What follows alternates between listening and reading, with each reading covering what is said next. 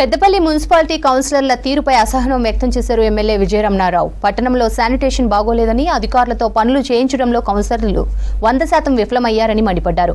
పట్టణ పారిశుద్ధ్యమే లక్ష్యంగా అందరూ పనిచేయాలని ఆదేశించారు.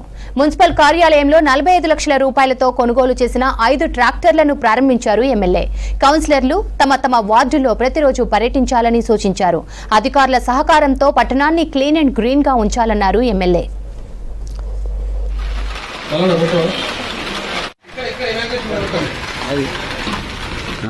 ఏర్పాటు చేద్దామని చెప్పి తెలియజేసుకుంటూ ఇట్లా మళ్ళీ మనం కలిసినప్పుడు మిగతా ఇతరాతర విషయాలు అన్నీ మాట్లాడుకున్నాం.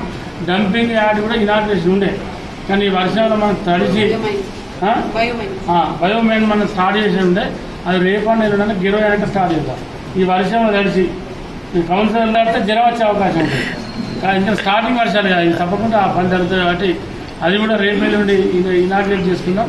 తర్వాత టౌన్లో శానిటేషన్ విషయంలో ఇవాళ తిరిగినప్పుడు కూడా కమిషన్ అందిస్తాం.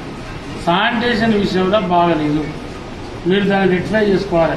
మీరు కానీ మీ రామ్మోహన్ రెడ్డి గారు కానీ తర్వాత సంబంధిత ఏఈ గారు కానీ వాళ్ళని పనిచేయించేటువంటి విషయంలో మీరు 100% వైఫల్యం చెప్తా ఉన్నారు. ఎందుకంటే కొన్ని ఏరియాలలో 2 నెలలు 3 నెలల నుంచి కూడా ఆదాయం చూపిస్తా ఉన్నారు, 4 నెలల నుంచి. అంటే 100 మంది సిబ్బంది ఉన్నది. అంటే వాళ్ళను మీరు ఆ వార్డులో మీరు తిరిగితే ఫస్ట్ మీకు అక్కడ ఏం జరుగుతుందో తెలుస్తుంది. మీరు ఏం జరుగుతుందో తెలిస్తే మీరు వాళ్ళతో పనిచేయగలుగుతారు. కాబట్టి దాని మీద మీరు కాన్సన్ట్రేట్ చేయాల్సిందిగా ఈ